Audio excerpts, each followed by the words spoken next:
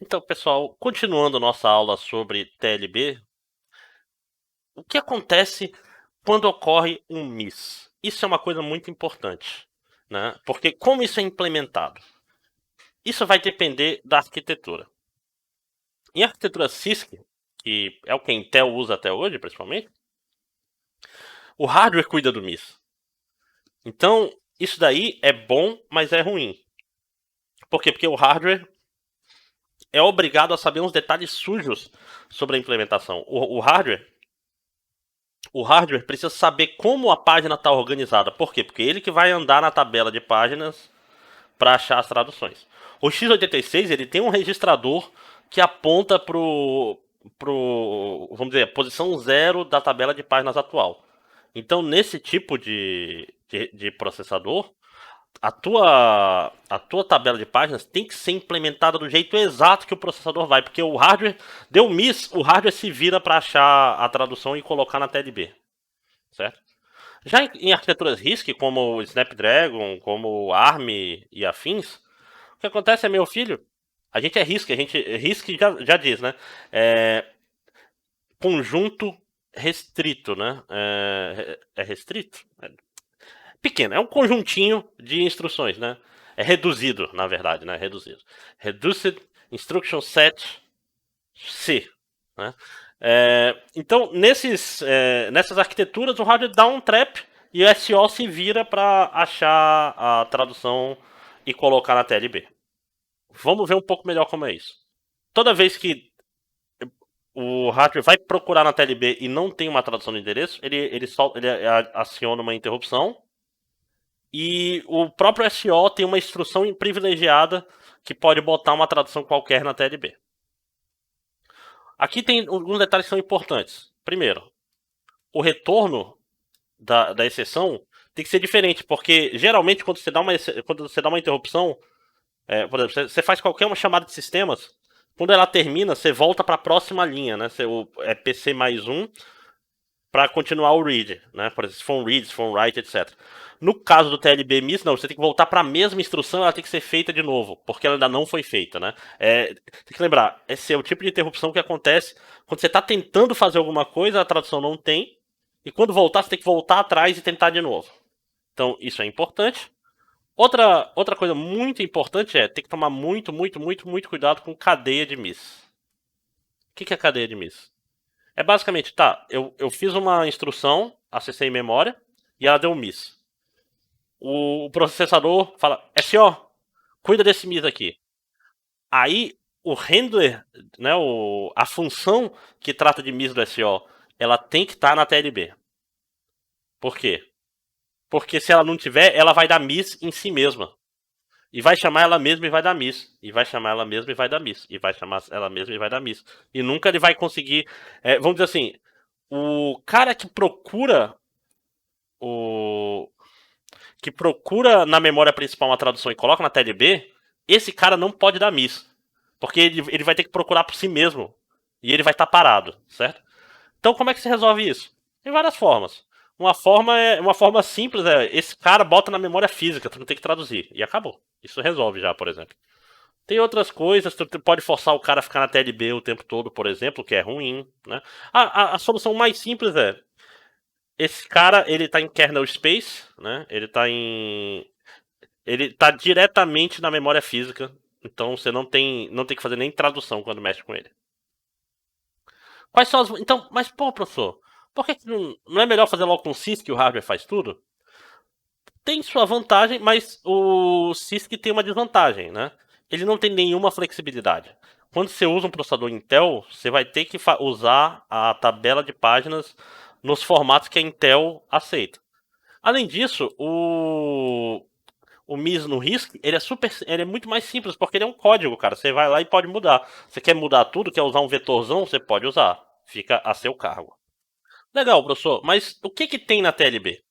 A TLB, normalmente, ela é pequena, ela é uma memória TC muito rápida, ela vai ter lá 32 a 128 entradas. Esses números estão meio velhos, eu tenho que olhar. A Intel no Skylane, por exemplo, ela tem dois níveis de TLB, tem TLB para cada core. Cara, arquitetura de computação. Isso não é aula de arquitetura, graças a Deus.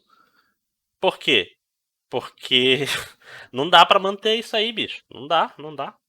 Não tem como. Porque a Intel muda as coisas. Então eu vou ter que ficar atualizando meu slide e ficar lendo especificação de processador o tempo todo? Não. Mas então, vão ser poucas entradas totalmente associativas. Lembra o que significa totalmente associativa? Totalmente associativa significa que qualquer tradução pode ficar em qualquer posição da TLB. O que vai ter na TLB? Geralmente vai ter uma coisa assim: o número da página virtual, o número da página física e mais uns bits aqui para guardar outras coisas. Tá? Então isso aqui é uma tradução, né? Literalmente está sendo guardado. Então, ó, isso aqui é o número da página virtual, isso aqui é o número do quadro real e os outros bits vai ter lá. Bit de validade, ou seja, vai dizer se tem uma tradução válida aí ou se está em branco. Proteção, pode ler, quem não pode ler. Então vai ter um monte de outras flags aqui que são fora do escopo desse curso. Legal. Tá aí, eu tenho as traduções, elas estão numa cache, mas vocês podem ter olhado uma coisa estranha aqui, né? Aqui só tem o número da página e o número do quadro. Mas só que os sistemas modernos não tem só um processo rodando, né? Vai ter vários processos rodando. E além disso, esses processos eles estão sendo tirados e colocados na CPU com muita velocidade o tempo todo. Então a questão é, o que acontece com a TLB quando tem uma troca de contexto? Né? Então, por que isso é um problema? Porque, vamos dizer, eu estou rodando aqui meu programa, aquele meu programa que eu mostrei aqui, que ele só acessa um vetor. Conforme ele vai rodando, a TLB vai se enchendo de traduções relativas a esse processo. Essas traduções são completamente inúteis para outros processos quaisquer. Tá? Ou seja, eu tenho traduções de um processo, outro processo não pode usar. Então o SO tem que tomar muito cuidado, mas muito cuidado para que um processo não leia a memória do outro. Porque isso destrói, né? Isso destrói. Então o SO tem que garantir que quem está lendo essa tradução na TLB seja o dono dessa tradução. Né? Uma das saídas para fazer isso é bem simples. Toda vez que tiver uma troca de contexto, eu limpo a cache. Né? Eu jogo a TLB fora. Por quê? Porque como esse cara saiu, a TLB vai estar livre para receber traduções do cara novo. Isso é bom por ser simples, mas isso tem um custo. Que custo é esse? Quando esse processo voltar a executar, todos os acessos dele vão ser miss. Então, Flush, o que ele faz? Ele torna as trocas de contexto mais caras. Porque toda troca de contexto a TLB é inútil. Então, tipo assim, se tu for ver a velocidade do teu processo vai rápido. Aí quando ele faz uma troca de contexto e volta, ele vai ficando mais lento, ele vai ser tipo uma onda na performance dele. Por quê? Porque toda vez que ele volta de uma troca de contexto, ele não tem nenhuma tradução TLB. Isso pode ser um problema. Mais que isso, vamos mais fundo. É um processo de prioridade alta. Esse processo de prioridade alta, às vezes ele vai sair da CPU para entrar um processo de prioridade mais baixa. E eu vou estar tirando traduções de um processo de prioridade alta para colocar traduções de um processo de prioridade baixa. Ou seja, eu estou deixando o processo de prioridade alta mais lento. Então tudo isso acaba afetando o funcionamento das trocas de contexto, deixando elas mais caras. Então o flush é um pouco radical. Né? Não é uma estratégia tão boa assim, vamos dizer. Né? Outros sistemas mais modernos, principalmente, aquela história. Isso aqui eu falo que não é tão bom, mas você tá fazendo o sistema embarcado, você mete isso aí, cara. Você nem se preocupa.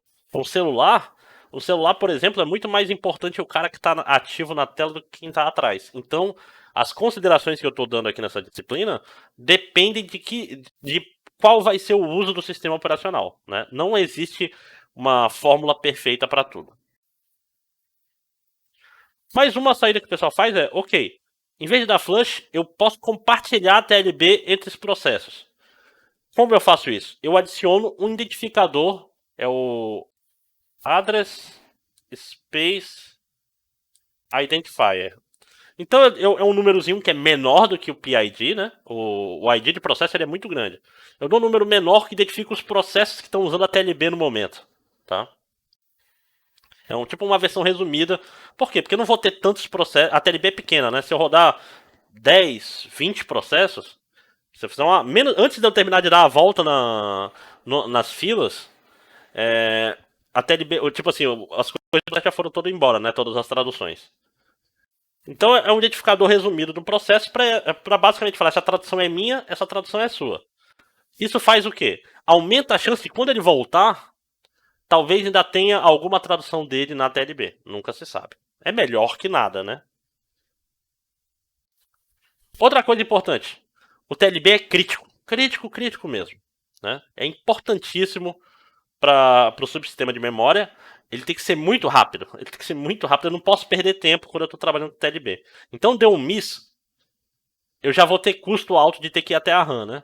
Além disso, eu tenho que ter alguma forma de escolher quem eu vou tirar da TLB para colocar essa tradução, tá?